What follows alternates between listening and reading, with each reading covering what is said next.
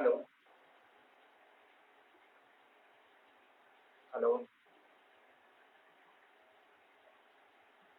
जैसे कि मैंने कहा था, इवनिंग टाइम पर जो है आप सबसे मुलाकात होगी। महामारी के बाद जो है विकास की किस प्रकार से जो है भारत आर्थिक विकास को एक नए रास्ते पर ला सकता है।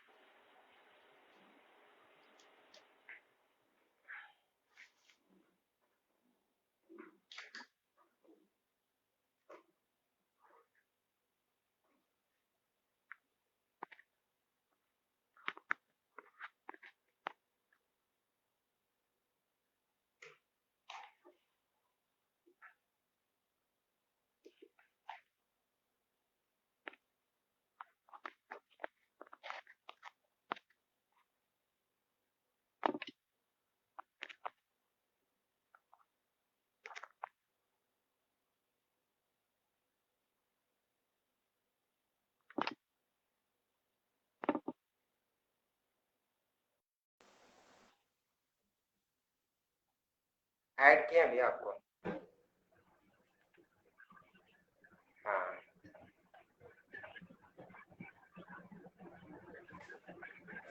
तो जैसा कि हमारे साथ जो है प्रखर जी जुड़ चुके हैं और कुछ एक और लोग जुड़ रहे हैं। देखते हैं, आप लोग कमेंट कर सकते हैं अगर आपका कोई क्वेश्चन है तो सबसे पहले मैं ये कहूंगा कि जैसे महामारी जो है, आपको पता है कि महामारी ने विकास को कैसे रोक दिया है। ठीक है, सुन पा रहे हैं? हेलो। हाँ आशुतोष जी, बताइए कैसे हैं? हाँ, मैं ये कह महामारी ने किस तरीके से विकास को रोका है, ये तो आप सब मतलब सभी लोग परिचित हैं इससे। तो मैं हाँ ये पूछ रहा हूँ कि अब महामारी के बाद देखिए सबसे बड़ा जो सवाल आया है, क्योंकि महंगाई एक तो बढ़ रही है, इन्फ्लेशन बढ़ रहा है और हाँ, उसी नो के डाउट। साथ रोजगार। ठीक है। और साथ ही साथ जो है इन्वेस्टमेंट, निवेशक भी भारत में निवेश नहीं कर पा रहे हैं, नए इन्वेस्टर्स नहीं आ रहे हैं। तो मैं ये सबसे पहले ये पूछूंगा कि महामारी ने सबसे ज्यादा किन क्षेत्रों पे इफेक्ट किया, सबसे ज्यादा किन क्षेत्रों को इफेक्ट किया, प्रभावित किया? सबसे पहले हम बात करें, सबसे पहले तो धन्यवाद आपका मुझे इसलिए इनवाइट करने के लिए। अगर हम बात करें तो लास्ट ईयर 2020 में जनवरी में कोरोना इंडिया में आया, पहला केस केरल में स्टार्ट हुआ। आपको 31 जनवरी का आई थिंक डेट एग्जैक्टली याद नहीं, 30 या 31 को पहला केस वो केरला में आया था। उसके बाद से ऑल ओवर इंडिया स्प्रेड होना स्टार्ट हुआ। ठीक है। इसका जो सबसे बड़ा अगर हम इफेक्ट कह लें तो जो कोरोना ने सबसे ज्यादा हिट किया वो अनऑर्गेनाइज सेक्टर को, क्योंकि हमारे भारत की अर्थव्यवस्था जो है, कहा जाता है कृषि पे ही निर्भर करती है, लेकिन कृषि भी पूर्णतः कृषि पे निर्भर नहीं करती, वो भी अनऑर्गेनाइज सेक्टर में कहीं ना कुछ रोजगार के माध्यम से वो अपनी जीविका चलाते हैं। तो कोरोना का जो सबसे बड़ा प्रभाव रहा है कि अनऑर्गेनाइज सेक्टर में रहा है। जैसे हमारे ठेले वाले लोग हैं, सब्जी बेचने वाले लोग हैं, फल फ्रूट विक्रेता हैं, या फिर जो छोटे मोटे चप्पल जूतों की दुकान है, या फिर कोई भी कपड़े की दुकान है, पेंटर है, साइकिल बनाने वाले हैं, मोटरसाइकिल बनाने वाले हैं। इनऑर्गेनाइज सेक्टर को सबसे बड़ा हिट किया, क्योंकि इनके पास कोई ना कोई बैकअप होता है, इनका कोई सेविंग स्कीम भी नहीं होती कि हाँ 3-4 महीने का ये प्लान लेके चलते, तो इसमें हिट किया। अगर ऑर्गेनाइज सेक्टर की बात करें, और ऑर्गेनाइज सेक्टर में जो प्रोडक्शन था, जो लग्जरियस आइटम प्रोडक्शन थे, जैसे कि कोई भी ऐसा काम जो आपके अनिवार्यता में नहीं आता, जैसे पेंट पेंट एशियन पेंट हुआ, कोई पेंट घर का पेंट मान लीजिए, पेंटिंग का ऐसा आइटम है, कपड़े के कपड़े के आइटम्स हो रहे हैं जो कि हमारे लग्जरी में वो अनिवार्य वस्तुओं में नहीं आता है, वो इंडस्ट्री ठीक हुआ। उसके बाद होटल इंडस्ट्री सबसे ज्यादा टूरिज्म पर निर्भर करता है, या फिर आने वाले लोग, बाहर से लोग आते हैं तो वो होटल रुकते हैं तो उन पर निर्भर करता है, जो कि एकदम से बंद हो गया अचानक से। एविएशन इंडस्ट्री हमारा जो सबसे ज्यादा हिट किया, जो उसके बाद उस टाइम तत्काल रूप से जो फिलहाल के लिए जो फर्स्ट क्वार्टर था, मार्च का फर्स्ट क्वार्टर 2020 का, उसमें गाड़ियों की सेल भी काफी हिट हुई थी, जो कि बाद में रिकवर कर ली गई। तो ये सब सारे हिट हुए मेनली कोरोना। हाँ, तो अब जब ये हिट हुए हैं तो यहाँ पे जॉब डेफिनेटली लॉस हुई होंगी। बहुत। हालांकि फिर से रीओपन हुआ जब इकोनॉमी, तो लोग मतलब जो प्रवासी श्रमिक आए थे अपने घरों को, फिर से वो वापस गए और इकोनॉमी का साइकिल, मतलब साइकिल क्या चलना शुरू हुआ, कुल मिला के वापस गए वो लोग तो थोड़ा जॉब पाया, लेकिन सैलरी भी तो कट हुआ उनका। हाँ तो कहीं ना कहीं जब उनकी सैलरी कट हुई तो इन्वेस्टमेंट वैसे भी नहीं आएगा, क्योंकि वो लोगों का परचेजिंग पावर कम हुआ होगा। ठीक है। तो गवर्नमेंट क्या कर सकती है, अगर गवर्नमेंट अगर ये चाहे तो क्या जो है कि मैन्युफैक्चरिंग और प्रोडक्शन के एरिया में छोड़ करके, क्या जो नए एरिया, कुछ कुछ एक नए एरिया तो जरूर डेवलप हुए होंगे जहाँ पे जॉब आ रही होंगी, ऑब्वियसली तो क्या इन्वेस्टमेंट के लिए कुछ कर सकती है? सरकार को जो मुख्य रूप से काम करना है कि इंफ्रास्ट्रक्चर को लेके, इंफ्रास्ट्रक्चर जो भी किसी भी व्यवसाय का बढ़ने का, किसी भी नए प्लेटफॉर्म के बढ़ने का जो सबसे मुख्य आधार होता है वो इंफ्रास्ट्रक्चर होता है। अगर आपके शरीर का जो आधारभूत संरचना जिसको कहते हैं इंफ्रास्ट्रक्चर अगर मजबूत है तो कोई भी व्यवसायी तुरंत व्यवसाय के क्षेत्र में जाके अपना व्यवसाय स्टेब्लिश कर पाता है अच्छे से। तो उसके लिए सरकार को चाहिए कि इंफ्रास्ट्रक्चर जो उनका संरचना है, आधारभूत संरचना, जैसे कि क्लियरेंस हो, जो किसी भी लाइसेंस क्लियरेशन सबसे इजी बनाए उसको, कि किसी को बिजनेस करना हो तो एक वन रूफ सोल्यूशन उनको दिया जाए कि आप एक छत के नीचे जाइए, एक ऑफिस के नीचे जाइए, आपके सारे क्लियरेंस चाहे जो भी सर्टिफिकेट आपके बिजनेस के लिए लगेंगे वो उस छत के नीचे आपको मिलेंगे। चाहे आपको कोई भी क्लियरेंस हो, चाहे आपको एनजीटी क्लियरेंस मिलना हो या फिर कोई किसी कोई लाइसेंस हो, ड्रग लाइसेंस हो, फूड लाइसेंस हो, कोई भी अधिकारी से लाइसेंस हो, कोई भी सर्टिफिकेट चाहिए होगा तो वो आपको उस रूफ के नीचे मिलेगी ताकि आप इजिली उस अट्रैक्ट हो काम करने के प्रति। दूसरा लोन सुविधा, हालांकि हमारे वित्त मंत्रालय ने इस पर काफी अच्छा काम भी किया है कि लोन इजिली अवेलेबल कराने के लिए, मतलब ऊपर से तो काम हुआ है, अब मुझे नहीं पता कि जमीन पे कितना काम पहुंचा है या फिर अभी इसका कोई आधिकारिक रिपोर्ट भी नहीं आया है, लेकिन ऊपर से कई वित्त मंत्रालय ने काफी सारे पैकेजेस लॉन्च किए हैं जैसे लोन इजिली अवेलेबल किया जा सके। उनमें एक बहुत पहले, कोरोना से पहले भी एक मुद्रा लोन लॉन्च किया जा चुका है। तो इस टाइप की कुछ ऐसी स्कीम हो, हालांकि मुद्रा लोन के बारे में बहुत सारी शिकायतें सुनने को मिली थी, कागजी रूप से मुझे पढ़ने में बहुत अच्छा लगा था वो ऑफर। तो उस टाइप के ऐसे लोन दिया तो इजिली लोन अवेलेबल हो छोटे रोजगार वालों को भी बिना कोलेटरल के, क्योंकि कोलेटरल पे अगर लोन मिलने लगेगा तो हर रोजगार वाले के पास कोलेटरल नहीं होता, आपको भी पता है मुझे पता है क्योंकि हम लोग छोटे ग्रामीण इलाकों से आते हैं। तो बिना कोलेटरल के भी कुछ हद तक उनको सुविधाएं दी जाए पैसे के मामले में वित्तीय रूप से, ताकि वो अपना व्यवसाय स्टेबल कर सके, ये किया जा सकता है। क्योंकि और उसके बाद कुछ जो लाल फीताशाही, आपने एक अर्थशास्त्र में वर्ड शब्द पढ़ा होगा लाल फीताशाही, कि हाँ कि अफसरशाही हावी हो रहा है हर जगह पे, कि अधिकारी लोग परेशान, उन पे थोड़ा सा हाँ उनके थोड़े से लीगली कंप्लायंसेस कम किए जाए। हालांकि किया भी जाता है, जीएसटी में काफी ऐसे अगर आप नियम पढ़ेंगे तो 40 लाख तक का गुड्स, मतलब अगर आप माल के विक्रेता हैं तो 40 लाख तक की छूट है, अगर आप सर्विस विक्रेता हैं तो 20 लाख तक की जीएसटी रजिस्ट्रेशन में छूट है। इस टाइप के बाकी सेक्टर, बाकी कानूनों से भी उनको थोड़ी सी रियायत मिले, जिससे कि वो इजिली बिना किसी के इंटरप्शन के, बिना किसी सरकारी अधिकारी के इंटरप्शन के भी छोटे मोटे व्यवसाय आराम से कर सके। तो आप एक छोटा रोजगार वाला भी 5-6 आदमी को अच्छे से रोजगार दे सकता है, तो इसमें उनको काफी बेनिफिट मिलेंगे। इस तरह के कुछ कदम उठाएंगे तो नतीजे सामने बढ़ेंगे।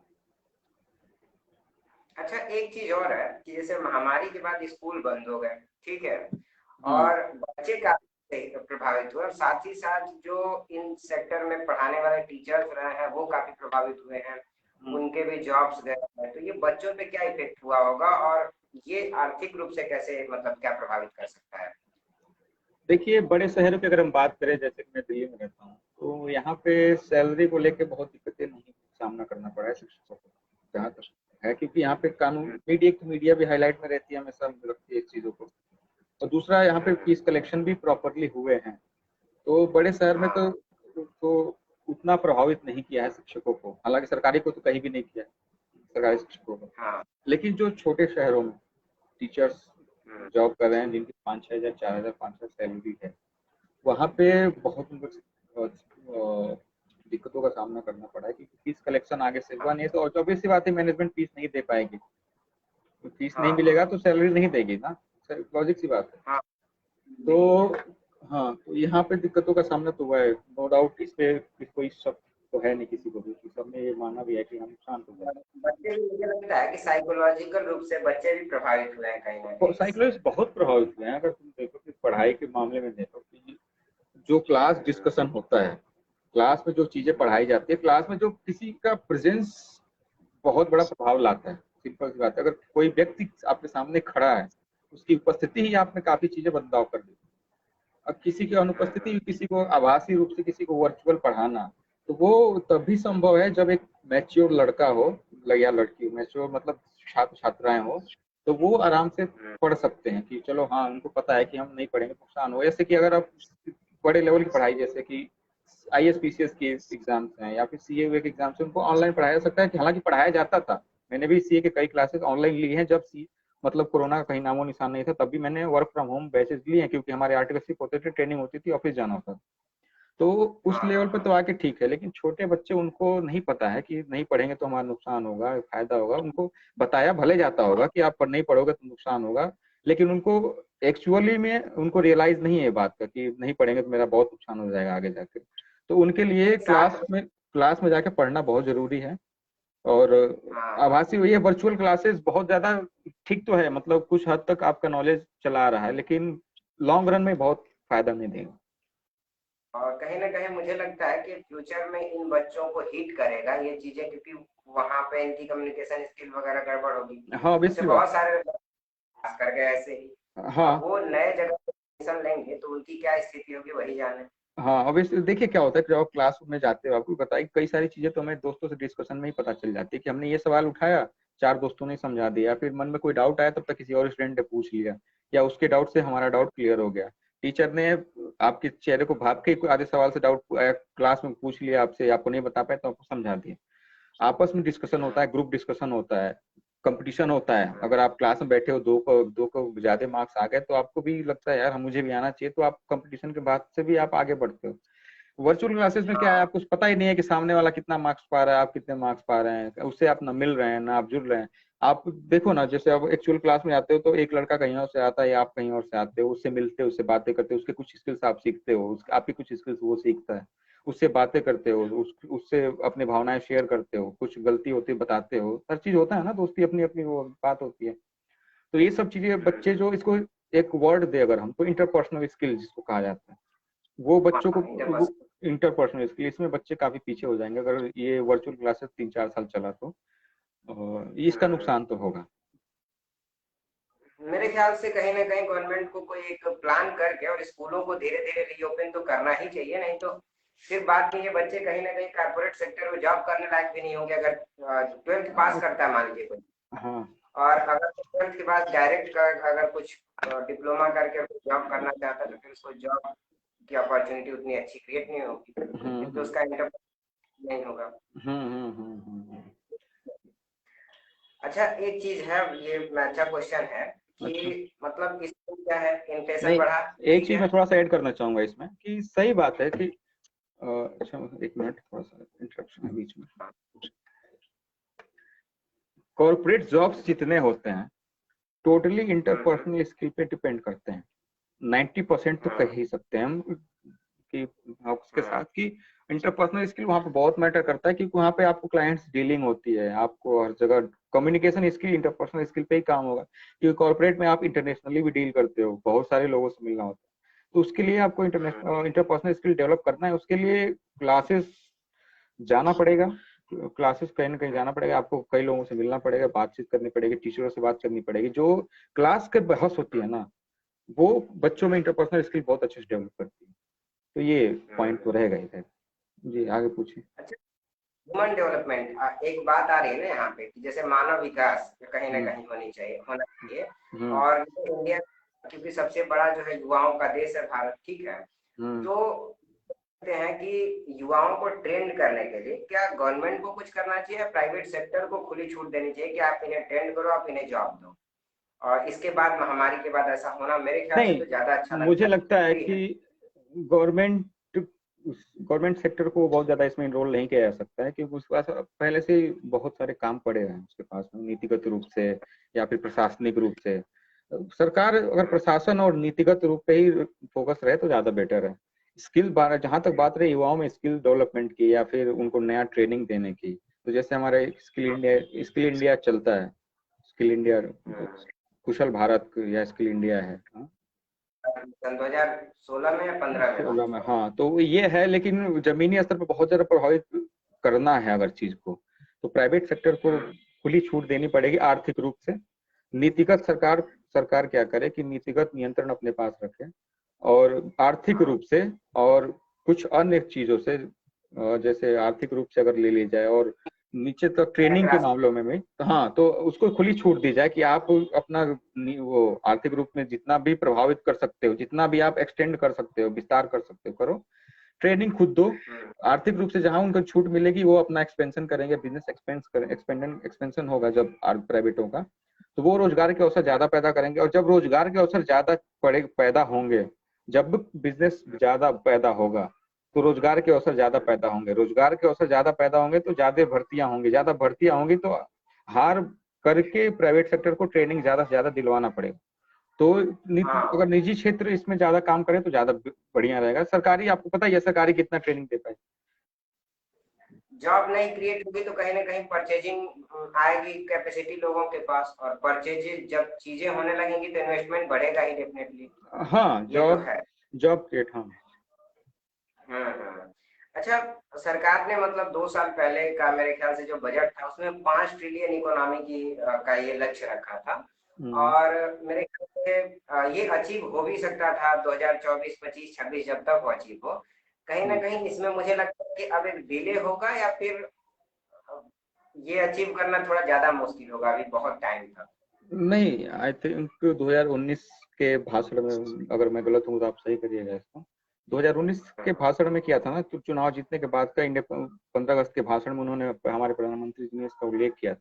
हालांकि उसमें हम बहुत बेहतरीन तरीके से कि हम एक अपने, अब जैसा कि विश्व बैंक भी कई बार कह चुके हैं, भारत अपने युवाओं के मतलब एक पीक पे चल रहा है, हम अपना बेहतर पे चल रहे थे। कोरोना से पहले अगर हम देखें तो हम अपना एक बेहतर दे रहे थे, और उस ओर अग्रसर भी थे काफी अच्छे रूप से हमने, क्योंकि हर सेक्टर में हमारे युवाओं में भी जो आज के जोश है, जबकि कहा जा रहा है कि भारत पूरे विश्व में सबसे युवा देश है आज के देश में, जहाँ की 35% आबादी, कितना डेटा आप करेक्ट करिएगा जहाँ पे मैं गलत होगा, तो काफी हद तक आबादी 35 साल तक की है। युवा मतलब युवा देश कहा जाता है भारत को। जोश है, जोश है, जुनून है, उनके पास जोश भी है, जुनून भी है, करने का जज्बा है, तो हम बहुत अच्छे से अग्रसर हो रहे थे। तो कोरोना कहीं ना कहीं इस पे इफेक्ट डालेगा, ऑब्वियस सी बात है कि कोरोना का इफेक्ट तो बहुत लंबे समय तक रहेगा भारत पे, तो थोड़े सा दूर हो सकते हैं, बट पहुंचना तो है ही हमें कभी। तो एक चीज किया जा सकता है कि डिसेंट्रलाइज तरीके से बिजनेस के आइडियाज जो हैं कुछ युवाओं के पास आ रहे हैं, तो उनको जो है छोटे छोटे शहरों में मतलब मैन्युफैक्चरिंग हब स्थापित कर सकते हैं, या फिर नए सर्विस सेक्टर यूनिट्स लगा सकते हैं। इसके लिए गवर्नमेंट और प्राइवेट सेक्टर क्या मतलब कैसे आपस में वो कंपाइन करके चीजें कर सकते हैं? बहुत बढ़िया मुद्दा उठाया आशुतोष साहब ने कि डिसेंट्रलाइजेशन भारत में, अगर आप डिसेंट्रलाइजेशन को प्रमोट करेंगे तो छोटे शहरों में भी, आखिर में ऐसा क्यों है कि यूपी में सिर्फ नोएडा एक ऐसा जगह है, गाजियाबाद ऐसा जगह पर जहाँ पे सारे प्रोडक्शन हो रहे हैं, बाकी जिलों में क्यों नहीं जा रहे हैं? वहाँ का बच्चा, अगर एक बच्चा अगर मऊ का एक लड़का है या फिर गोरखपुर का लड़का, आजमगढ़ का लड़का है, वो आता है बड़े शहरों में, आता है, उसको 6 महीने लग जाते हैं सेटअप होने में। वो मेन काम को छोड़ के सेटअप पहले तैयारी करता है कि उस रहे माहौल में ढलता है, बंद कैसे करना है, क्या करना है। उसके दिन के 24 घंटे में तो 8 घंटे इसी चीजों में निकल जाते हैं। उसको खाना का टेंशन है, उसको कपड़े का टेंशन है, क्या करना है क्या नहीं करना है। अगर डिसेंट्रलाइज कर रहे हैं हम किसी भी चीज को, तो छोटे शहरों में भी रोजगार पैदा होंगे। रोजगार मतलब व्यवसायी पैदा होंगे, रोजगार तो बात की बात है, पहले व्यवसायी पैदा होंगे। इसको जिनको आप कैसे, छोटे शहरों में अगर व्यवसाय, जिसको आप नया एंटरप्रेन्योर शब्द दे तो ज्यादा बेहतर होगा, एंटरप्रेन्योर अगर छोटे शहरों में पैदा होंगे तो उनका वहां पे रहेंगे तो उनको अपना पूरा एरिया का पूरा नक्शा पता है, उनको एरिया की रिक्वायरमेंट पता है उनको कि क्या यहाँ पे बिजनेस चलेगा, ठीक है। उनको एरिया के लोगों के बारे में पता है कि किस टाइप के बिजनेस यहाँ पे ज्यादा सक्सेसफुल रहेंगे, किस टाइप से हम इन्हें प्रोडक्शन देंगे, किस टाइप से इनसे कलेक्शन करेंगे, हर चीज है। काफी चीजें महत्वपूर्ण हो जाती है। जैसे अगर आप बड़े शहर में आके बिजनेस कर रहे हो, अगर आपने उधार पे सामान दे दिया उसको, तो कलेक्शन में आपको दिक्कतें आएंगी। आपको भी पता है कि क्या क्या होती है कलेक्शन में। लेकिन अगर आप अपने शहर में उधार बांट रहे हो तो कलेक्शन में भी इजी रहता है, आपको पता है कि कौन आदमी कैसा है, किससे कलेक्शन जल्दी होगा, तो उधार ही चल, बिजनेस का आधार ही उधार होता है, सबसे बड़ी बात है। तो इससे क्या होगा कि हर जगह जब बिजनेस बढ़ेंगे तो डिसेंट्रलाइज, अगर आप गोरखपुर में बिजनेस डाल रहे हो, ठीक है, तो अगर आप दिल्ली में 25,000 की सैलरी है, अगर आपको वहां पर 12,000 भी मिलेगा तो वो एक लड़का खुशी खुशी गोरखपुर में रहकर जॉब करेगा। वो क्यों दिल्ली आएगा? हाँ दिल्ली क्यों आएगा भाई अपना घर परिवार छोड़ के? 25,000 के लिए दिल्ली हाँ। आने से अच्छा ना कि गोरखपुर में 12,000 का जॉब करेगा। ठीक है, तो इससे हम्म। छोटे शहरों में जॉब पैदा होंगे, छोट डिसेंट्रलाइज से छोटे शहरों में जॉब पैदा होगा। जब जॉब पैदा होगा तो वहां पे परचेजिंग पावर बढ़ेगी, परचेजिंग पावर बढ़ेगी तो सामान की खरीदारी बढ़ेगी, सामान खरीदारी बढ़ेगी तो और बिजनेसमैन पैदा होंगे, और बिजनेसमैन पैदा होंगे तो हाँ। और रोजगार पैदा होंगे, और रोजगार पैदा होंगे तो और खरीदारी होगी। ये तो चैन है, चलता रहेगा, आगे से आगे हमें चलता रहेगा। जो है हम्म चलना शुरू हो सकता है। हम्म। और तरह से जो है कि व्यस्तता, अर्थव्यवस्था भी। ग्रामीण क्षेत्रों के लिए व्यस्तता बहुत जरूरी है। अगर इंसान, जब अगर युवा अगर व्यस्त हो जाए काम में तो काफी, अगर हम, मुझे नहीं पता कि ये बोलना चाहिए, काफी आपराधिक प्रवृत्ति काफी कम है, इसमें भी कमी देखने को मिल सकती है। अगर आपके पास खाली दिमाग शैतान घर होता है, एक कहावत आपने भी सुनी होगी, मैंने भी सुनी है।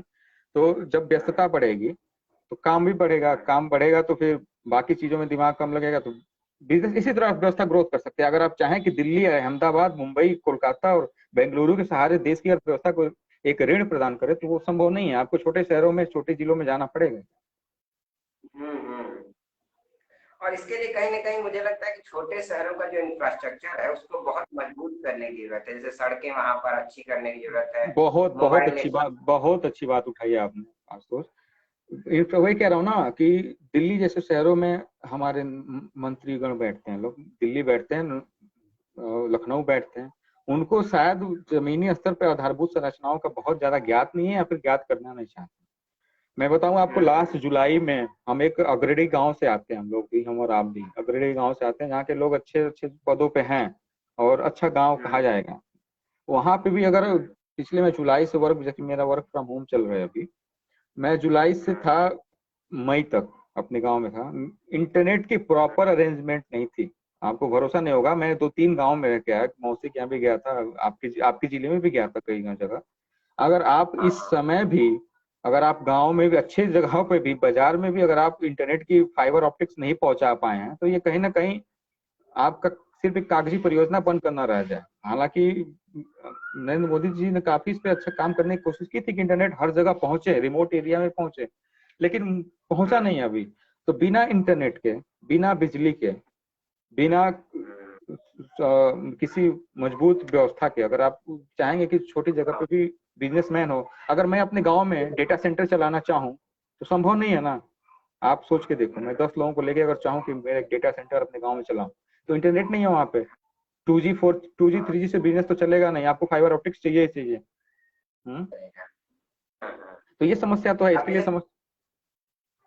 अब जैसे कोई एडटेक कंपनी है, एजुकेशन टेक्नोलॉजी कंपनी है, तो बेंगलुरु में अच्छे से रन कर सकती है क्योंकि वहां पे एक अच्छा जो है हाँ, कि उसका इंफ्रास्ट्रक्चर है। बेंगलोर में आपको आईटी सपोर्ट मिलता है, वहां पे आपको हर हाँ। चीज के, हर, आप शहर, बड़े शहरों में क्या होता है, आपको बिजली मिलती है, आपको इंटरनेट सुविधाएं मिलती है, आपको ट्रांसपोर्ट मिलता है, यातायात की अच्छी सुविधाएं मिलती हैं।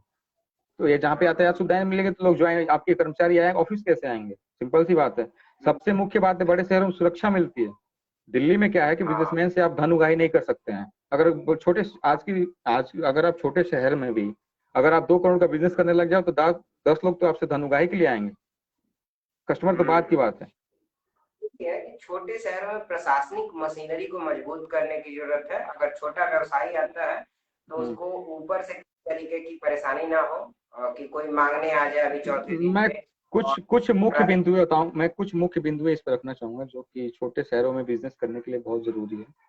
एक तो जो हमने स्टार्टिंग में मुद्दा उठाया था कि वन रूफ सोल्यूशन जाए और सारा उसको क्लियरेंस मिले।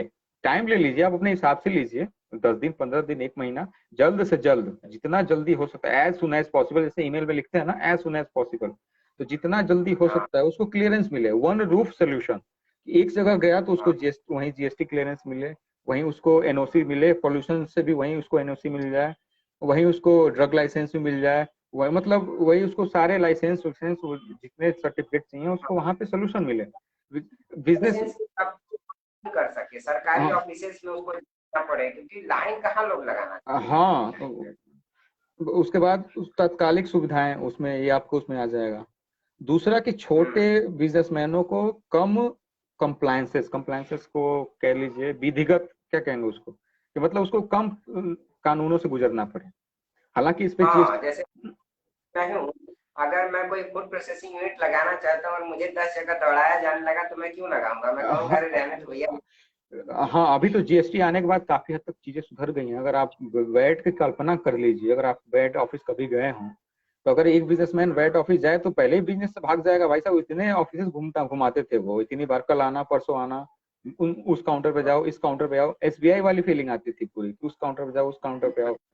तो ये था। तो तो जीएसटी में, हालांकि जीएसटी ने इस पे बहुत अच्छा काम किया, मैं इस पे जीएसटी के लिए धन्यवाद देना चाहूंगा जीएसटी ने, क्योंकि एक तो 40 लाख तक का रजिस्ट्रेशन हटा दिया उसने। अगर आप वस्तु के निर्माता विक्रेता हैं तो 40 लाख तो रजिस्ट्रेशन नहीं अच्छा। कराना आपको। फिर उस पे अगर आप सर्विस के विक्रेता हैं, सर्विस प्रोवाइडर हैं, तो 20 लाख तक, 20 लाख का सर्विस प्रोवाइडर छोटे में ही आएगा, उसके लिए बहुत आराम की बात है। कई सारे और सुविधाएं हैं जो दी जाती है छोटे लोगों को, जैसे मुद्रा लोन की बात कर लें, उनको भी मिला है। तो ये सब चीजें कही जा रही है, लेकिन अभी भी बहुत करने की आवश्यकताएं हैं। सिर्फ लॉजिक सी बात ये है। तो ये दूसरा पॉइंट ये हो जाएगा कि कम कंप्लायंसेस का भार, कंप्लायंसेस को जो भी कह लीजिए, कि उन पे कंप्लायंसेस कम से कम डाला जाए, कि मतलब सरकारी मशीनरी से दूर रहे भैया वो। क्योंकि जब तक एक बार सरकारी मशीनरी में पड़ गया ना, तो आपको पता है अफसर क्या करेंगे उसके साथ, छोटे व्यवसायी के साथ। तो फिर उसको सब क्या बोलते हैं, कम। हाँ हमारे यहाँ भाषा घूस लेना उसको, हाँ? हाँ हाँ, मतलब यहाँ नहीं बोला जा सकता उस शब्द को, लेकिन फिर भी हाँ, कि हाँ मतलब कई जैसे बार उसको मच्छर वो, होते हैं काफी। हाँ वो वित्तीय वित्तीय रूप से या फिर मानसिक रूप से इतना प्रताड़ित कर देते हैं कि बिजनेसमैन पहले थक के हार जाता है। अगर आप आज के समय करते हैं। में गांव में अचार की यूनिट लगाना चाहो, पापड़ की यूनिट लगाना चाहो, इतने सर्टिफिकेट हैं सर आपके कि आप हालत खराब हो जाएगी मांग मांग के जाते जाते, 4 बार दौड़ोगे। कौन? हाँ, ट्रेडमार्क का अलग लगेगा, फूड प्रोसेस लाइसेंस का अलग लगेगा, आपका जीएसटी में अलग। जीएसटी तो खैर वो कह रहा हूँ ना, जीएसटी ने इस पे बहुत हद तक काम किया, और जीएसटी से बाकी डिपार्टमेंट्स को भी सीख लेनी चाहिए कि जीएसटी ने जिस प्रकार से हेल्प आउट किया। हम्म,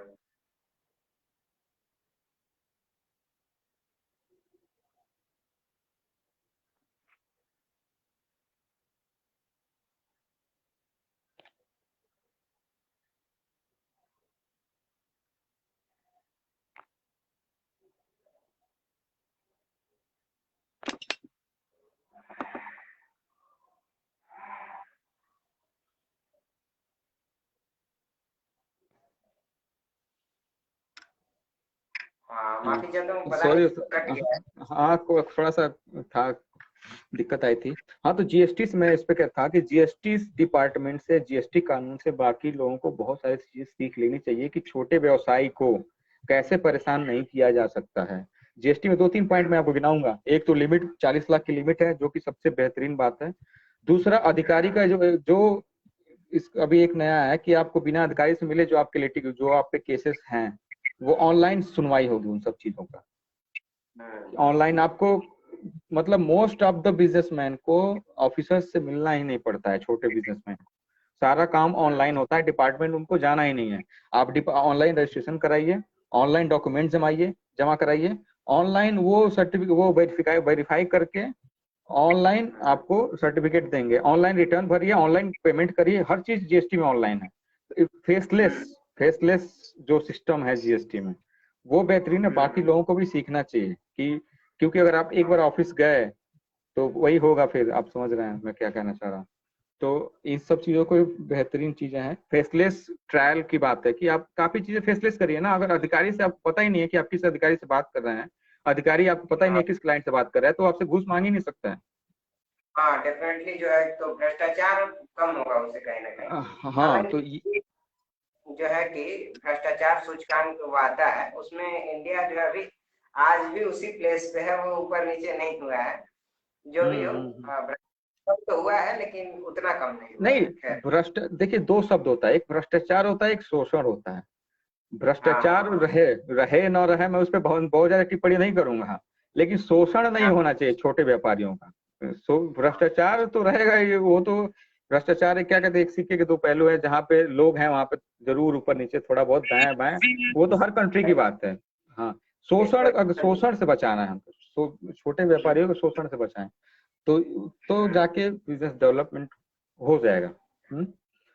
चर्चा और को थोड़ा किया जाए हम लोग, तो ऐसे हम्म क्या कहना चाहिए, महामारी की बात जो समानता भी हो और विकास भी हो, तो डिसेंट्रलाइज फॉर्म ऑफ ग्रोथ अगर इंडिया लेकर के आता है, इंडिया में लेकर लाया जाए, छोटे छोटे विनिर्माता जो है, छोटे छोटे व्यवसायी जो है अलग अलग छोटे छोटे शहरों में, तो एक अच्छा ग्रोथ का मॉडल है, ये हो सकता है। हाँ, डिसेंट्रलाइजेशन सरकार, बहुत बहुत महत्वपूर्ण मुद्दा रहेगा। हाँ हाँ, अपनी नीतियों को इस स्तर पर लेकर के आने की जरूरत है, और इस हाँ तरीके से इन्वेस्टमेंट करेगा और जॉब भी क्रिएट होंगी। तो आप इसमें हाँ, लास्ट में क्या करेंगे? देखिए इसमें बहुत सारे फैक्टर्स को सरकार को ध्यान में रखना पड़ेगा, क्योंकि जॉब क्राइसिस तो हर जगह हुआ है, पूरे विश्व ने जॉब क्राइसिस झेला है कोरोना के बाद से। इंडिया में भी जॉब क्राइसिस बहुत हुए हैं। इंडिया में हालांकि अनऑर्गेनाइज सेक्टर बहुत ज्यादा है, तो इसलिए और ज्यादा है। हालांकि हमारे पास अभी प्रॉपर आंकड़ा किसी के पास नहीं है कि कितने अनऑर्गेनाइज सेक्टर में कितने जॉब गई हैं। ऑर्गेनाइज सेक्टर है तो फिर भी चलो है हाँ। हमारे 90%। सबसे पहले बात है, हमें अनऑर्गेनाइज सेक्टर को मजबूत करना पड़ेगा।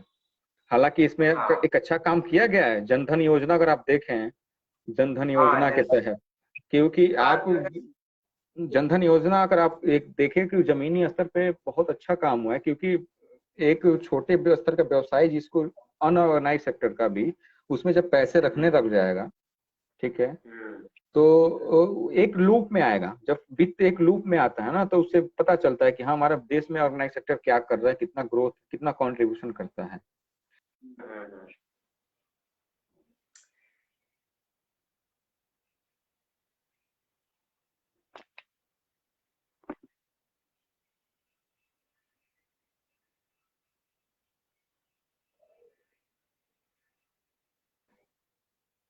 हेलो।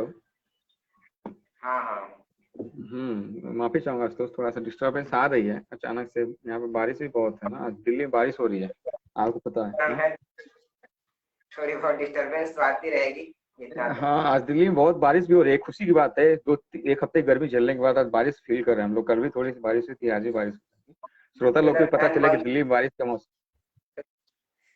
हाँ, हाँ हाँ, तो हाँ, हम पे कहाँ पे आप सवाल अगर दोबारा पूछेंगे तो मेरे लिए ज्यादा अच्छी बात है। मैं कह रहा था कि चर्चा को अगर आखिरी चरण में ले जाना चाहें तो फिर क्या था, तो उसमें वही आप उसको बढ़ा रहे थे आगे। देखिए, चर्चा को आगे ले जाने पे मैं कहूँगी सबसे बड़ी बात है कि रोजगार के जो अवसर कम हुए हैं, और हालांकि रोजगार के हाँ, अवसर कम होने के साथ साथ बहुत सारे रोजगार के अवसर पैदा भी हुए हैं। अगर आप देखें तो सिनेमा हॉल तो बंद हुए कुछ हैं। बताने की सिनेमा, जरूरत है। हाँ, उनको आप प्रमोट करिए। मैं कहा ना कि अगर आपने इंटरनेट मजबूत किया, सिंपल सी बात है, ओटीटी प्लेटफॉर्म्स में, मैं गांव पे था, मैं बता रहा हूँ, मैं अपने गांव था, वहां पे ओटीटी प्लेटफॉर्म के नहीं चल, वीवो आईपीएल नहीं चल पा रहा था ढंग से। इंटरनेट इतना कमजोर है वहां पे कि वीवो आईपीएल तक ढंग से हम नहीं देख पा रहे हैं। तो जब वीवो आईपीएल ढंग से नहीं देख पाएंगे तो कोई हॉट स्टार का सब्सक्रिप्शन क्यों लेगा? 365 रुपए साल का कोई क्यों लेगा? या, तो जब अगर, हाँ, हाँ, अब जब मैं दिल्ली आया तो हॉट स्टार का भी सब्सक्रिप्शन लिया हूँ, अमेजोन का भी सब्सक्रिप्शन ले लिया मैंने, और G5 का 3 सब्सक्रिप्शन मेरे पास है। दिल्ली में हूँ मैं, ठीक है। गांव में था तो किसी का भी नहीं लिया था कि हॉटस्टार चलता ही नहीं था, मैं क्यों लूंगा? तो जब इंटरनेट मजबूत होगा, हाँ हाँ, तो आईपीएल आईपीएल देखने के लिए, मूवीज देखने के लिए, तो मूवीज देखेगा आईपीएल के लिए। बाकी वेब, जैसे क्या होता है कि अगर आप देखें गांव में महिलाएं जो, जिनको समय नहीं मिल पाता है 2 बजे का शो देखने के लिए, शाम को 7 बजे ज्यादातर महिलाएं खाली नहीं रहती हैं गाँव में, ठीक है, 7 से 8 खाली नहीं रहती। 7 से 8 का वेब सीरीज अगर वो टीवी शो बाद में देख लेंगी तो इंटरनेट रहेगा तभी तो बाद में देखेंगे, सिंपल सी हाँ, बात और है। क्या, सही। तो आज सरकार को चाहिए कि आधारभूत संरचना, जिसको इंफ्रास्ट्रक्चर बेस कहते हैं, मजबूत करे। बिजली, और जिसमें बिजली, और बिजली आता है बिजनेस के लिए, बिजली महत्वपूर्ण चीज है, उसको मजबूत करें। जैसे अब मैं बताऊं कि सिनेमा हॉल के बिजनेस में नुकसान हुआ है बहुत सारा, तो ओटीटी प्लेटफॉर्म पे बिजनेस भी तो बढ़ा है। सॉफ्टवेयर इंजीनियर चाहिए होंगे हमें। आज के 2 साल पहले तक देख लो, कितने लोग जानते थे नेटफ्लिक्स क्या होता है, अमेजॉन प्राइम क्या होता है, जी प्राइम क्या इसी को होता है, हाँ, आज के समय में सबके पास सब्सक्रिप्शन पर लेके बैठे हुए हैं सब लोग, नेटफ्लिक्स का कोई रखा है, तो जॉब अपॉर्चुनिटी बढ़ी है। ठीक है, हाँ डेटा सेक्टर में जॉब अपॉर्चुनिटी बढ़ी है। अगर आप देखें तो सारे क्लासेस ऑनलाइन चल रही हैं। हाँ, आज के कुछ साल पर 3-4 साल पहले लोग डेटा रिचार्ज कहाँ कराते थे? फोन का रिचार्ज कराया 50 रुपए का, महीना बीत गया। अब सबके फोन में 200 का रिचार्ज होना ही होना है। आज के डेट में कोई बिना इंटरनेट का नहीं रह सकता है। तो आप मजबूत करिए ना, इंफ्रास्ट्रक्चर मजबूत करिए। सरकार को दूसरा काम नीतिगत विस्तार जो कर रहा है, कि नीतिगत जो नीतियां बना रहा है वो जमीन तक पहुंचे। प्रशासनिक मजबूती जिसको आप सब दे रहे थे कि प्रशासनिक रूप से मजबूत होना पड़ेगा, कि हाँ कि जो नीति बनाई जा रही है, दिल्ली में बैठ के जो नीतियां बनाई जा रही हैं, हाँ वो अंत्योदय जो वाजपेयी जी ने एक नारा दिया था, अंत्योदय, जो कि अरुणाचल में भी लोग बैठा है तो उसको भी पहुंचे, उसको भी फायदा मिले। तो इस पे काम करना पड़ेगा। इसके लिए मैं एक महत्वपूर्ण बात, अगर समय दे तो मैं ऐड करूंगा थोड़ा सा महत्वपूर्ण बात, कि हर नीति जो आप एक ही अधिकारी पर डाल देते हो ले जाके, जैसे कि कोई भी नीति आती है आपने उठा के जिला मजिस्ट्रेट पे डाल दिया, भैया कुछ तो काम बर्डन कम करो ना यार। जिला चुनाव भी जिला मजिस्ट्रेट कराएगा आपका, कुछ भी होता है तो जिला मजिस्ट्रेट जिम्मेदार है, प्रशासन जिला मजिस्ट्रेट संभालेगा, पुलिस जिला मजिस्ट्रेट उसके अंडर में आ रहा है, कलेक्शन भी उसी के अंडर में दे रहा है, टैक्स कलेक्शन वही करा रहा है, टैक्स के बारे में वही जानकारी रख रहा है, सारे रिवेन्यू की जिम्मेदारी उसी को दे रखी है। प्रधानमंत्री जाएंगे तो उसकी देख रेख। तो कहीं ना कहीं कुछ जिम्मेदारियां बांटी जाए, जाके जमीन रूप से। एक जिला, एक डीएम भी पूरे जिले को ढंग से नहीं जान पाता है, पूरे ढंग से जिले पे थोड़ी घूम पाता है। 2 साल भर का टेन्योर रहता है, उतने में कहा कितना जिला घूमेगा वो। तो आप क्या करिए, वित्त और टैक्स के जो काम है उनको किसी अन्य को दीजिए ना। सारे जिम्मेदारी आप जिला मजिस्ट्रेट पे डालने से बढ़िया है कि जो वित्त और टैक्स कलेक्शन के काम है किसी और अधिकारी को अपॉइंट करिए, कि वो इन चीजों को देखेगा, वो इस पे एक्सपर्ट भी होगा। सीए एमबीए फाइनेंस को हायर करिए भाई। वो होता है ना कि आप डायरेक्ट, जैसे बायलैटरल स्कीम था ना, लेटरल एंट्रीज जो लाए भी थे, बहुत अच्छी स्कीम है लेटरल स्कीम, लेटरल एंट्री। तो उस माध्यमों से आप, हाँ आप लेटरल माध्यम से अधिकारी लाइए ना, सीए हो, एमबीए फाइनेंस हो, टैक्स के जानकारी रखते हो, वो उस पर ज्यादा बेटर डील कर पाएगा उन सब चीजों को। आपने एक आईएएस जो कि 2-4 कितना पढ़ा आप आईएएस की तैयारी, आप अच्छा मतलब पढ़ाई कर रहे हैं आईएएस के, कितना आप टैक्स पढ़ते होंगे आप?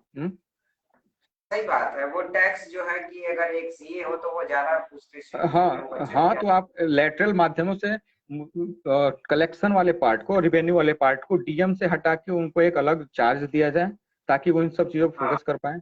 प्रशासनिक काम डीएम संभालेगा, तो इससे क्या होगा कि नीचे तक कोई भी परियोजनाएं आएंगी वो नीचे तक पहुंचेंगी, उनको उनका फायदा लाभ मिलेगा। सिंपल सी बात है। तो नीतिगत नीतियां जो है सरकार की जमीन तक पहुंचे, ये बहुत जरूरी बात है।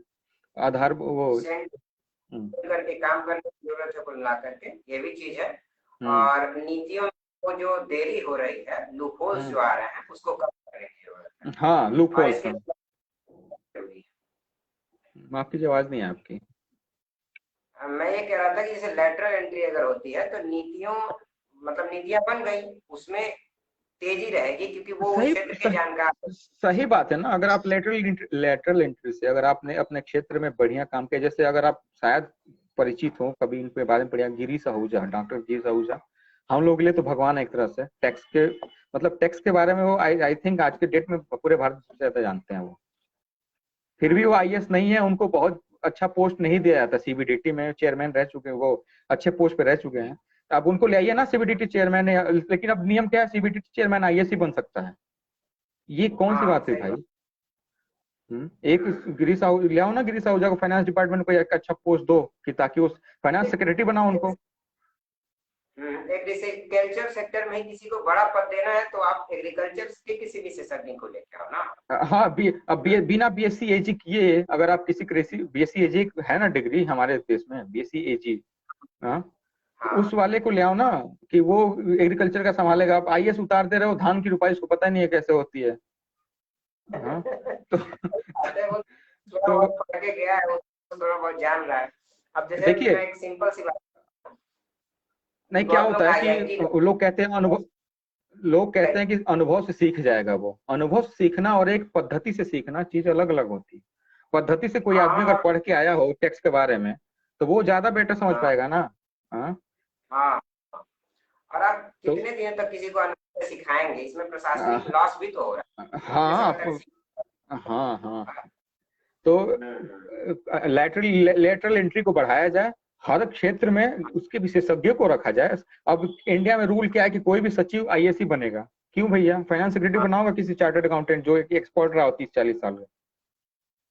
अब एक आईएएस कितना टैक्स में एक्सपर्ट रहा होगा, आप बताओ, आप इस पे ज्यादा प्रकाश डाल सकते हैं।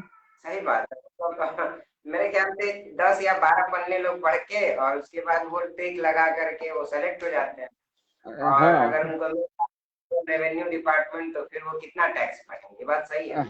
हाँ हाँ, और नीचे जो, यही दिक्कत है ना, जब ऊपर का अधिकारी उतना सक्षम नहीं होगा कि उसको हर जगह से ट्रेस कर पाए, तो नीचे वाला हाँ निकल जाता है दाएं बाएं से, कहीं ना कहीं से लूप होल निकाल के निकल जाएगा। आप उसको समझा नहीं पाओगे ना, हाँ अगर आप किसी क्षेत्र के विशेषज्ञ हो। अगर मैं कह रहा हूँ कि आप गृह सहूजा को कोई समझा के दिखाए कि सर ये नहीं है, ऐसे हो गया, पकड़ लेंगे तुरंत उठा के। वो कैसे हो गया बताओ मुझे तो। हाँ, हाँ हाँ, वो तो है। अब आईएएस क्या करेगा, हाँ ठीक है, हुआ होगा तो हुआ होगा, पूछूंगा, ऊपर जाके किसी से पूछेगा तब तो करेगा ना वो काम उस पे। हाँ, तो ये चीजें उस पे देखनी पड़ेगी सरकार को।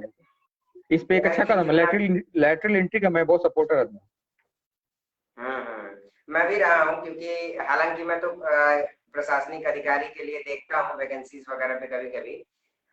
लेकिन मेरे ख्याल से प्रशासनिक अधिकारी जो है, अगर ऊपर से आते हैं वो लोग जो उस प्रक्रिया से हैं, तो वो ज्यादा बेटर तरीके से काम करेंगे।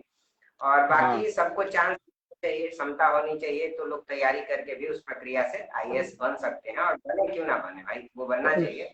अब सही बात प्रशासनिक है। जो अब जैसे मसले, मैं थोड़ा सा आपको हिंट अगर दूं कि अब जैसे पूनावाला जी थे जिन्होंने कोरोना पे काफी अच्छा काम किया उनकी कंपनी ने, ठीक है, हाँ, लेकिन अब उनको कोई पद नहीं मिल सकता है क्योंकि वो आईएएस नहीं है, वो कोई सचिव किसी भी पद पे रह के काम नहीं कर सकते भारत सरकार के सपोर्ट में। सिंपल सी बात है, उनके जैसा व्यक्ति।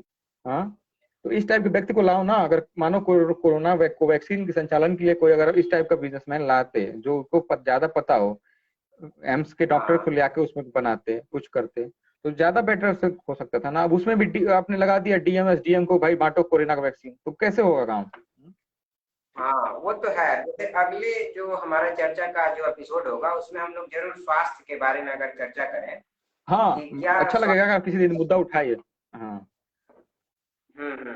और हम्म। वैक्सीनेशन जो प्रक्रिया है, ये इतनी स्लो क्यों चल रही है, इस पे क्या है टारगेट, इंडिया कैसे वैक्सीनेशन को, यूनिवर्सल वैक्सीनेशन को कंप्लीट कर सकता है। और फिर हम्म। इकोनॉमिक एपिसोड चलता रहेगा, क्योंकि टीवी एपिसोड को आप देख ही रहे हैं कि डिबेट का क्या स्तर चल रहा है इस समय। हाँ हाँ, तो मैंने तो टीवी देखना हाँ ही तो छोड़ दिया, मैं तो टीवी देखता नहीं हूँ, उससे अच्छा कुछ किताबें पढ़ लो। कोई किताबें पढ़ना, तरीके और अगर समय मिले तो वेब सीरीज कुछ देख लिया। आज के समय में मनोरंजन का सबसे बढ़िया बात है। और ये हम चीज। लोग ऐसे हाँ, क्योंकि टीवी डिबेट तो देखने लायक नहीं है आज के समय में, आप उनको नहीं देखें हाँ तो ज्यादा बेहतरीन है। मैं कुछ पॉइंट्स ऐड करना चाहूंगा जो कि कोरोना के बाद से कुछ ऐसे पॉइंट्स हैं जो कोरोना के बाद से अगर सरकार करना भी पड़ेगा, क्योंकि अर्थव्यवस्था जिस समाज से बहुत पीछे गई है। हम कितनी अच्छे गति से आगे बढ़ रहे थे 2019 तक, 2020 तक, 2020 के फर्स्ट क्वार्टर तक, कि हमारी मतलब काफी लगा था अच्छी। कि हाँ 5 ट्रिलियन, हमारे प्रधानमंत्री जी का जो था कि हाँ 5 ट्रिलियन इकोनॉमी। तो एक युवाओं में जो एक बिजनेसमैनों में एनर्जी आई थी उस भाषण के बाद से कि हाँ 5 ट्रिलियन इकोनॉमी, कि एक जमीन के स्तर तक का भी आदमी कह रहा था हाँ हम उसके लिए काम करेंगे, बढ़ भी रहा था उस हिसाब से कि हम आगे बढ़ भी रहे थे। हर सेक्टर में, आप आईटी सेक्टर में इंडिया बूस्ट कर रहा था, प्रोडक्शन के सेक्टर में हम आगे जा रहे थे, ट्रांसपोर्ट के सेक्टर में रेलवे काम बेहतरीन, तो भाई दुनिया सबसे बेहतरीन रेलवे में से एक अगर कहा जाए तो नेटवर्क के मामले में उसकी रीच इतनी अच्छी है, और उसके लिए उस पे हम आगे बढ़ रहे थे। मतलब हर सेक्टर से काम, मतलब हम मजबूत होते जा रहे थे। हाँ लेकिन अचानक से कोरोना ने किया और हमारे 1.5 साल बहुमूल्य, क्योंकि क्या होता है कि सबसे बड़ी बात, समय का नुकसान होना उससे ज्यादा महत्वपूर्ण होता है कि आप किस समय को नुकसान कर रहे हो, ये ज्यादा महत्वपूर्ण है। तो क्योंकि भारत अपने हाँ युवा है ना, अभी भारत नया है एकदम से, हम एकदम पीक पे थे तब नुकसान हो रहा है, तो हमारा सबसे ज्यादा नुकसान हो रहा है। क्योंकि जो विकसित देश हैं उनका तो ठीक है, उनको तो पहले से विकसित है, कितना आगे बढ़ेंगे वो, लेकिन हम अभी आगे हाँ बढ़ रहे थे तो रुक गया। तो इसके लिए सरकार को बहुत सारे नीतिगत रूप से बहुत मजबूत होना पड़ेगा, और नीतिगत रूप से मजबूत होने के साथ साथ प्रशासनिक रूप से उसको जमीन तक पहुंचाना पड़ेगा। उसके बाद प्रशासनिक रूप से, क्योंकि मजबूरी भी है, क्योंकि दिल्ली में बैठा हुआ नेता सिर्फ रिपोर्ट्स पे ही भरोसा कर सकता है, रिपोर्ट्स भी नीचे के लोग ही बनाएंगे। हाँ, तो उसके लिए प्रशासनिक कहीं से कहीं आप नए भर्तियां लीजिए। अब जाहिर सी बात है, एक आदमी पे ज्यादा प्रेशर रहेगा तो काम को ऐसे करेगा ही। आपको भी पता है, मुझे पता है कि अगर जरूरत से ज्यादा प्रेशर डालोगे तो वो काम को ऐसे निपटाएगा फिर। तो थोड़ी सी भर्तियां ज्यादा की जाए, आप ज्यादा बेहतर बता सकते हैं कि आईएएस में भर्ती बढ़ाई जाए, उनकी नियुक्ति बढ़ाई जाए। हाँ, तो ताकि एक जिले में या तो जिले छोटा करिए आप, या फिर एक जिले में डीएम के अलावा भी चार्ज बढ़ाइए, क्योंकि एक डीएम अब नहीं झेल पाएगा सारा प्रेशर एक जिले का भाई। या तो जा रही है और प्रशासनिक मशीनरी को छोटा किया जा रहा है, तो इस तरीके से हाँ परेशानी भी बढ़ाइए और साथ ही साथ प्रशासनिक अधिकारियों की संख्या को भी बढ़ाइए। और जवाब छोटे स्तर की जवाबदेही है, बहुत बड़े स्तर की, जैसा आपने कहा था कि डीएम की किया जाए।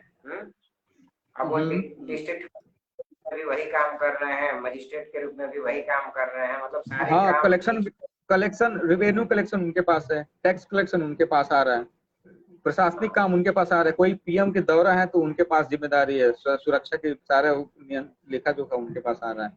कोई भी दौरा कुछ भी हो रहा है तो उनके पास आ रहा है। मतलब संपूर्ण रूप से प्रशासनिक तक ठीक है, जिला मजिस्ट्रेट प्रशासनिक तक। कोई अगर कानूनी मामला आ रहा है वो भी पीएम देख रहा है, मजिस्ट्रेट भी तो है भाई, उसको मजिस्ट्रेट का भी काम करना है। तो प्रशासनिक रूप से सारे काम उसको दीजिए। हाँ, सुविधाएं दी जाती है, मानते हैं सुविधाएं दी जाती है। अब मैं एक छोटा सा एग्जांपल दूंगा, गोरखपुर जिला की बात करेंगे, ठीक है। गोरखपुर जिला का जो लास्ट है बड़हलगंज, अब कितने बार डीएम बड़हलगंज जाते होंगे आपको पता है, मुझे पता है भाई साहब, 60 किलोमीटर है गोरखपुर से।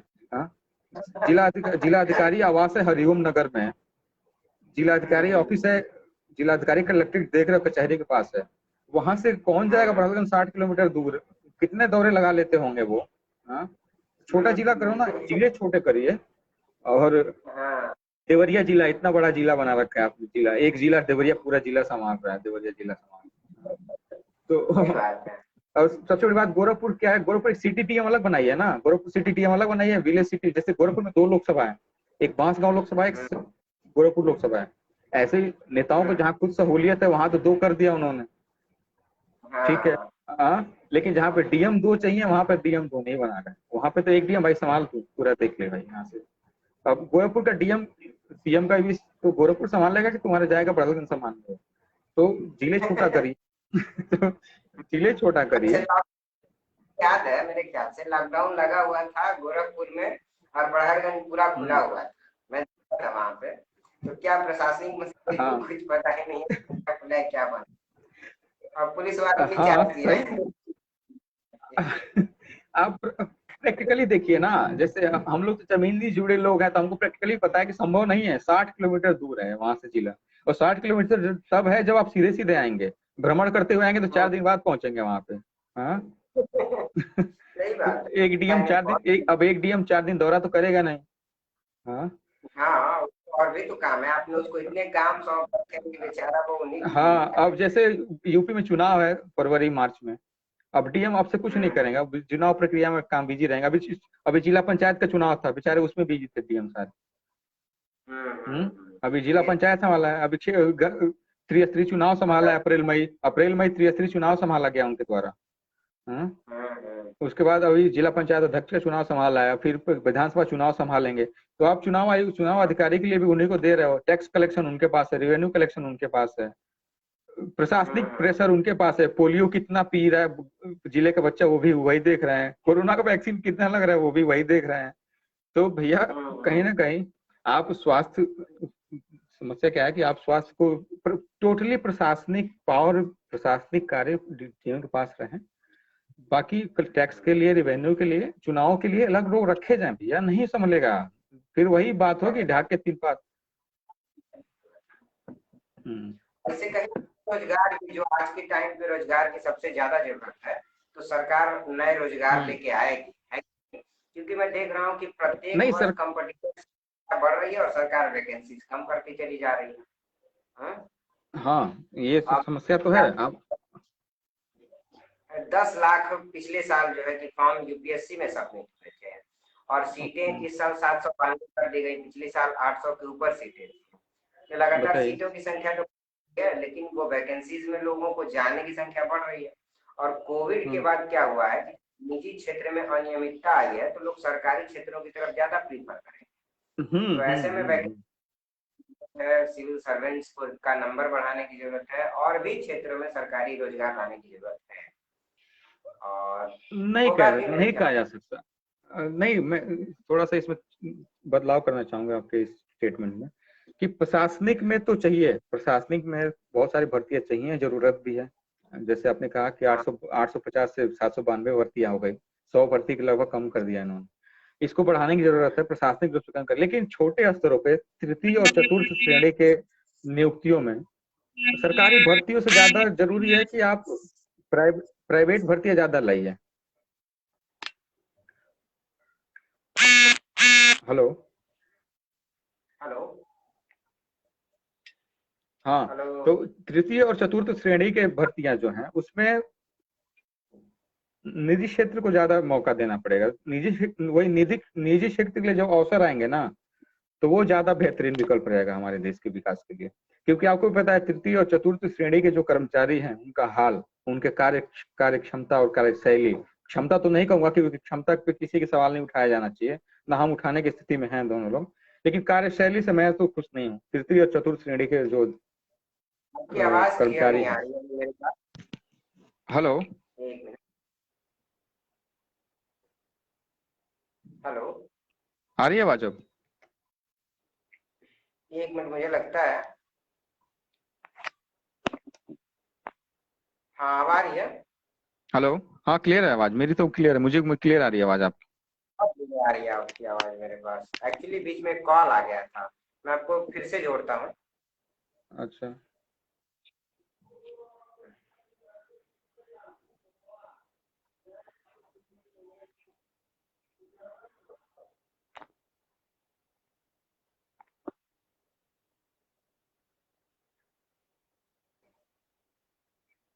हाँ अब देखिए अभी बोलिए। ये इंटरनेट की स्थिति है हमारे देश में। हम्म, हाँ तो हाँ, और वो तो है इंटरनेट। तो, तो इंटरनेट के क्षेत्र में बहुत, इंटरनेट, बिजली, यातायात, व्यवसाय के आज के समय में मुख्य रूप से तीन सबसे आधारभूत है। इस पे सरकार को पूर्ण रूप से काम करना पड़ेगा, नहीं तो आप जैसा रोजगार के अवसर पैदा नहीं कर सकते हैं। हम्म, सिंपल सी बात है। हाँ, तो हम कह हाँ रहे थे जो भर्तियों के बारे में आप जैसे बता रहे थे कि तृतीय और चतुर्थ श्रेणी में, जैसे मैं अभी बताऊं आपको कि दिल्ली में, खैर दिल्ली भी जैसे शहर में, बड़े शहरों में जो चतुर्थ श्रेणी की भर्तियां हैं ना, सरकार ने लगभग खत्म कर दी हैं। सब अब कॉन्ट्रेक्चुअल लेबर को ही हायर किया जा रहा है। जो लिपिक हैं, क्लर्क जिनको कहते हैं, क्लर्क हैं, चपरासी हैं, जो फाइल इधर से लिपिक मतलब जो फाइल का काम देखते हैं, जो टाइपिस्ट हैं, जो असिस्ट का काम करते हैं, उनका जो क्या कहते हैं उनको, पीए टाइप, जो छोटे अधिकारियों के पीए होते हैं, इन सबको क्या किया है। मैं इनकम टैक्स और जीएसटी ऑफिस तो लगातार विजिट करते रहता हूँ, तो इनकम टैक्स में तो टोटली आपको सारे हायर मिलेंगे, सब वही हैं कॉन्ट्रेक्चुअल वाले। तो उनका काम करने का तरीका भी वो आपसे नहीं पैसे मांगते हैं भी। जो आप अगर इनकम टैक्स ऑफिस चले जाइए तो जो पैसे आपसे मांगेगा, समझ लीजिए सरकारी कर्मचारी है, प्राइवेट वाला नहीं मांगता, उसको पता है अभी ऊपर जाएगा तो तुरंत नौकरी से बर्खास्त हो जाऊंगा। हाँ, तो वो तो है। सरकार से, हाँ, तो सरकारी क्या है कि निजीकरण अगर इसमें हम जोड़े तो तृतीय तृतीय और चतुर्थ श्रेणी के में आप पूर्ण रूप से निजीकरण कर दी, बात खत्म। ए और बी ग्रेड के अधिकारियों को छोड़ के सी और डी ग्रेड के कर्मचारियों की भर्ती सरकार बंद कर दे। मैं इस पर समर्थन भी कर रहा हूँ और सुझाव भी दे रहा हूँ। तो बंद किया था, तो ये एक चीज तो है कि युवा सरकारी नौकरी में इतने ज्यादा इच्छुक हैं, चाह रहे हैं, तो वो जो पहले डिसेंट्रलाइज फॉर्म ऑफ हाँ, इकोनॉमी की हमने बात की थी कि मतलब शहरों में जो नहीं नहीं नहीं नहीं नहीं, देखिए बात यह है कि अगर आप किसी को चाय पीने से सुबह मना कर रहे हैं, तो जाहिर सी बात है आपको जूस पहले सर्व रखना पड़ेगा कि हाँ चाय मत पियो, जूस पियो। ठीक है, ये नहीं कि बोल दिए चाय मत पीना, कल से सुबह सुबह चाय पीना फायदेमंद नहीं है, ये गलत हो जाएगा फिर ना, कि जूस की व्यवस्था तो है करके बच्चों को बोलिए कि चाय मत पियो। सिंपल किया सी जा बात है। सकता है। हाँ, तो जैसे क्या होता है गांव में पेरेंट्स बोल देते हैं बेटा सुबह उठ के चाय मत पिया करो, ठीक है, तो जूस दे दिया करो ना, उसको जूस दे दोगे तो चाय खुद ही नहीं पिएगा बच्चा। वही बात है बात कि अगर आप रोजगार के अवसर, एक बेहतरीन रोजगार के अवसर पैदा करेंगे अब आप हालत देख लो, कितने ऐसे सरकारी कर्मचारी हैं तृतीय चतुर्थ में जो 18 से 20 साल में लग जाते हैं, किसी का भी नहीं लगता, सबका 27-28 जाते जाते नौकरी लगती है। लेकिन अगर आप 18-19 साल में अगर आपकी प्राइवेट नौकरी लग गई तो अब 10 साल की सैलरी निकाल लो ना, कोचिंग की फीस आप कहाँ से कहाँ तक देते हो। तो सरकार को चाहिए, जो कि बेहतरीन काम किया गया है इसमें, अभी शिक्षा के मामले में काम, सरकार शिक्षा पद्धति में जो बदलाव किए गए इसमें एक अच्छा कदम है अगर आप इसको देखें तो। नेटवर्क अब बहुत कमजोर आ रहा है। हेलो, लेबर लॉ जो है कानून है, हेलो, 44 अलग कानून के सबको मतलब एक कर दिया बना करके, तो इस सोशल सिक्योरिटी को प्रमोट किया गया है सेक्टर। आज के टाइम पे वो जो इकोनॉमी का जो चरण चल रहा है, क्योंकि आशुतोष आपका आवाज आपकी बहुत कट कट के आ रही है। अब सही हो? जो कॉन्ट्रैक्ट पे काम कर रहे हैं इनको भी सोशल सिक्योरिटी की बात की गई है सर। नहीं, अभी नए ठीक है, तो कहीं ना कहीं मेरे ख्याल से अगर सोशल सिक्योरिटी के साथ तो वो ये कहना चाह रहा था, कॉन्ट्रैक्चुअल तो ठीक है, मतलब सरकारी नौकरी के प्रति हमारे युवाओं का आकर्षण देखिए, सरकारी नौकरी के प्रति हमारे युवाओं में आकर्षण क्यों सबसे ज्यादा है? 3 बातें मुख्य हैं। एक तो इज्जत बहुत मिलती है कि सरकारी नौकरी है समाज में। आप प्राइवेट भाई साहब असिस्टेंट मैनेजर आप जीएम लेवल में हो प्राइवेट में, और आपके सामने वाला अगर क्लर्क है सरकारी में, तो आपकी वैल्यू कम मिलेगी, आपको गांव में इज्जत उतना नहीं मिलेगा जितना उसको मिलेगा। ये एक सबसे बड़ा फैक्टर है। दूसरा सबसे बड़ा फैक्टर सिक्योरिटी, सुरक्षा। भैया कुछ होगा नौकरी से नहीं निकाले, ठीक है। तीसरी क्या है? काम चोरी।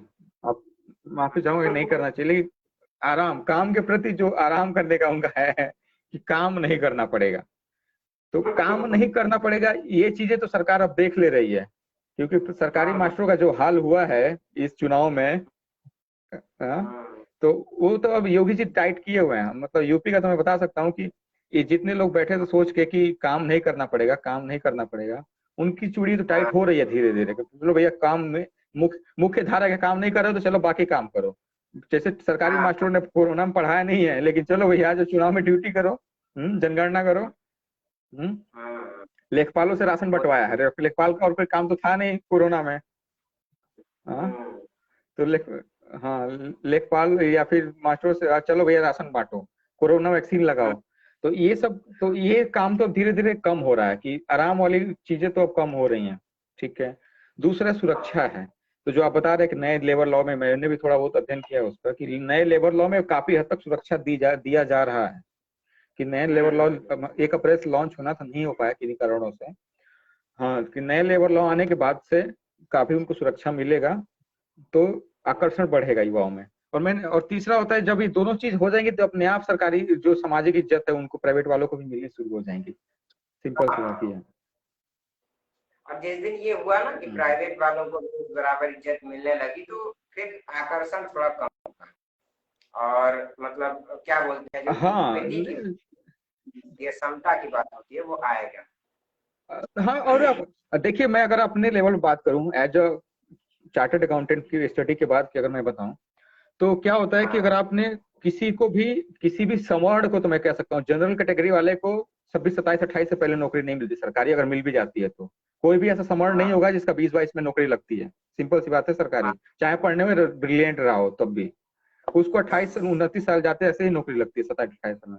तो वो 10वीं से ही तो आप हाँ, आप उसको करो कि 18, 19, 20 तक होते उसकी जॉब लग जाएगा। 20 से 28 तक की सैलरी निकाल लो आप, 8 साल की सैलरी। तो सरकारी उससे कितना आगे हो जाएगा। लड़का पढ़ता है, वो पढ़ने पे खर्च भी तो कर रहा होता है। हाँ, पहले उसके बाद 8 साल का एक्सपीरियंस होगा उसके पास, 28 का होते होते 8 साल की सैलरी होगी उसके पास। तो वो तो कहीं ना कहीं सरकारी वाले से आगे ही होगा ना। अब 28 साल में जो क्लर्क भर्ती होगा उससे तो बेहतर ही रहेगा ना ये। तो ये नई शिक्षा पद्धति इसमें काफी अच्छा रोल प्ले कर सकती है। हाँ, जो नया एजुकेशन पॉलिसी है इस पे भी किसी दिन चर्चा होगी, एजुकेशन पे जब चर्चा होगी तो देखा जाएगा। जरूर जरूर जरूर जरूर। हाँ, और बाकी तो लोग हमसे जुड़े भी हैं, हालांकि कमेंट तो नहीं आए लेकिन लाइक्स काफी आए हैं और लोगों का जो हाँ है कि नहीं कुछ साथ में। नहीं, मैं देख रहा हूँ कई हम्म, लोगों ने तारीफ भी की है इसमें। हाँ तो हाँ, और ऐसे ही होगा आएंगे कुछ। ताकि। हाँ, हाँ अब जैसे मैं बताऊँ, आज तो अभी आपको मैं एक न्यूज पढ़ रहा हूँ कि भारत हाँ, सरकार ने एक स्कीम लेके आई है कि पहले 5 लाख, जो ये 31 मार्च 2022 तक ओपन है, कि पहले 5 लाख हाँ, वीजा, टूरिस्ट वीजा जो अप्लाई करेंगे, हम्म, ठीक है, उनके लिए मोरल बूस्टर स्कीम लाया गया है, उनको काफी सारी रियायतें दी जाती हैं उसमें। हम्म। तो इस टाइप की स्कीम सरकार को लानी पड़ेगी ताकि जब आएंगे टूरिज्म के स्कीम सेक्टर, हाँ पे स्कीम्स, चर्चा। कई सारी बेनिफिट्स।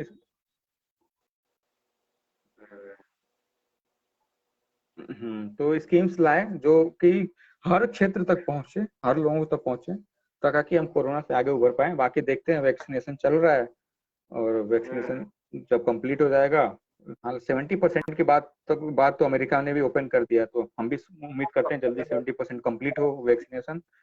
तो इकोनॉमी खुलेगी। हालांकि जनसंख्या के, हाँ जनसंख्या के मामले में हम लोग बहुत आगे हैं अमेरिका से, तो वैक्सीनेशन में तो टाइम भी लगेगा, अभी भी खौफ में है। तो मैं सबसे गुजारिश भी करूंगा, वैक्सीनेशन कराइए, कुछ खौफ की बात नहीं है, अच्छे अच्छे लोग लगवा चुके हैं वैक्सीनेशन। तो फ्री में मिलता है, तो वैक्सीनेशन तो फ्री बहुत। में सक्षम है तो पेमेंट करके 700 रुपये ही, आई थिंक 780 रुपये है कोविशील्ड कोवैक्सीन का। बहुत महंगा भी नहीं है, 2 महीने का रिचार्ज है आपका मोबाइल का, तो जिंदगी से तो बड़ा ही हाँ, है ना। हाँ हाँ, तो वैक्सीनेशन वैक्सीन। कराइए और हाँ, तो फिर ताकि मैं तो वैक्सीनेशन कराइए और सुरक्षित रहें। मैं अपने दर्शकों से ये कहना चाहूंगा कि जो लोग भी आज देख रहे हैं तो कम से कम हमारी वीडियोस को शेयर भी करें, है कि नहीं। और थोड़ा चाहे तो कमेंट कर हाँ सकते हैं कमेंट से। और हाँ कमेंट, लाइक्स और शेयर करें ताकि ज्यादा लोग तक पहुंचे। और अगले एपिसोड के लिए हमें मुद्दे भी देते रहना, ताकि आप लोग मुद्दे जब जमीन से आएंगे तभी हमें भी अच्छे से बात करने में मजा भी आएगा। क्योंकि हम भी टीवी। वही, अगर दिल्ली वाली हालत हो जाएगी कि सीपी में, अगर आशुतोष मैं कहूंगा कि हमारी भी दिल्ली वाली हालत है कि सीपी में बैठ के अगर हम मुद्दे उठाने लगेंगे, तो सीपी में बैठ के मुद्दे नहीं उठेंगे, कनॉट प्लेस से मुद्दे नहीं चलते। मुद्दे तभी उठेंगे जब जमीन से उठ के आएंगे मुद्दे। तो कमेंट में मुद्दे आएंगे तो हम उसको लेंगे भी, उसको नोट भी कर रहे हैं, मैं काफी कमेंट देख भी रहा हूँ उसमें। तो आ भी रहे हैं कमेंट, काफी सारे आ भी रहे हैं कि मुद्दे भी दिए जा रहे हैं, मैं उनको 2-4 नोट भी किया है मैंने मुद्दे इसमें से। तो मुद्दे आएंगे नीचे से तभी तो हम लोग उठाएंगे, नहीं तो वही पता चलेगा कि जैसे पहले के समय में होता था, लुटियन जोन्स गाली बनी हुई है दिल्ली में, कि लुटियन जोन्स में कुछ लोग हैं एलीट क्लास वाले, वही अपना मुद्दा बनाते हैं, वही डिस्कस करते हैं और वही वो हो गया बस काम। तो इससे नहीं होगा, नीचे से मुद्दे आएंगे तो हम लोग ज्यादा उठाएंगे। नहीं, जो भी कमेंट आए मेरे पास में भी देखना ही है भाई, तो उनको है। और बाकी तो बाद में ऑफलाइन होने पे कमेंट दिखेंगे ही, तो फिर उन पे हम लोग देखेंगे। और फिलहाल अगला हम्म जो एपिसोड पे मैं सोच रहा हूँ कि इस पे किया जाए। और बाकी हम्म। चलिए एपिसोड को, हाँ, अगर कुछ आप ऐड हाँ करना चाहते खत्म हैं तो कर। ऐड। हम्म, हाँ चलिए फिर नहीं, चलते हैं। बाकी चर्चा अगले क्लास में, अगले एपिसोड में करेंगे। इसके लिए हाँ, थोड़ा सा इंतजार करवाएं लोगों को भी, और इसके लिए हाँ, वेट करते हैं। अगले को साथ में फिर से मिलेंगे हम लोग। तो हम्म। फर्दर तक के लिए नमस्कार। आप सब जो भी देखे हैं सबको नमस्कार। ठीक है। Thank you all.